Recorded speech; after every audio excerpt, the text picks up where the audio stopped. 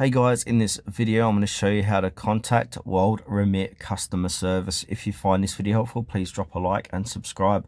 In saying that, let's just jump straight into the video. Alright, so what we first need to do is open up any web browser and head on over to Google.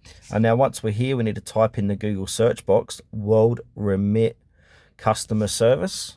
Once you've done that, click search. Now from here you want to click on contact us from WorldRemit. And now if we scroll down here, you'll be able to see the best ways to contact WorldRemit. So I'm going to accept all these terms. So we've got 24/7 in-app support available now, so you can reach out anytime for assistance. So you got all different phone numbers from different countries. So you got Africa, Asia, Australia, Europe, United Kingdom, US and Canada, rest of the world. So that's the best way to contact customer service via phone. And also, if you want to use the app, they've got 24/7 in-app support, which is available now of this time of recording.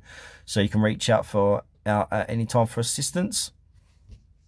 Be mindful, the opening hours for phone calls is between 7 to 8 p.m. and 10 a.m. to 6 p.m. Sunday, and that's coordinated universal time.